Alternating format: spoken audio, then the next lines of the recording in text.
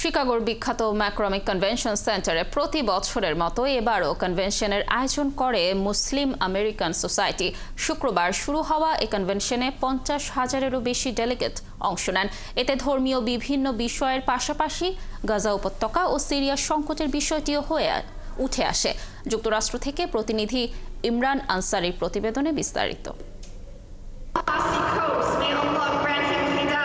প্রায় 4.5 মিলিয়ন মুসলমানের বাস মার্কিন যুক্তরাষ্ট্রে, যা দেশটির পুরো জনসংখ্যার মাত্র 1% বেশি। Double million offer, Walton fridge কিনে পেতে পারেন 20 লক্ষ টাকা, রয়েছে কোটি কোটি টাকার নিশ্চিত উপহার। এতদিন মুসলমানরা বিচ্ছিন্ন থাকলেও নিজেদের অস্তিত্ব জানান দিতে বছরব্যাপী নানা আয়োজন করে থাকে যুক্তরাষ্ট্রে বসবাসরত মুসলমানরা।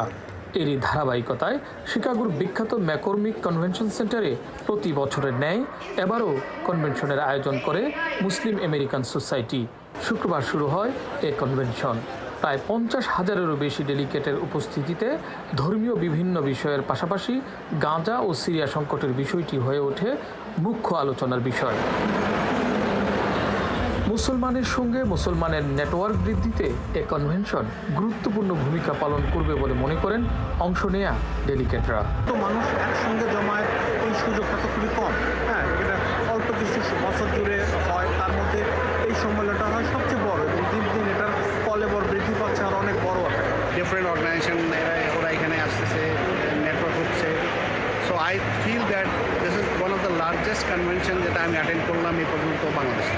নতুন প্রজন্মকে মুসলিম পরিচয়ে আমেরিকান সোসাইটিতে বড় করতে পরিবার সহ এ ধরনের কনভেনশনে যোগদানের বিকল্প নেই বলে মনে করেন কেউ কেউ।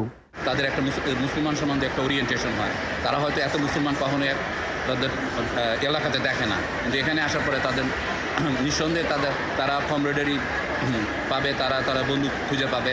অবশ্যই এরা ফ্যামিলি নিয়ে আসা আমি মনে করি সবচেয়ে বেশি ভালো।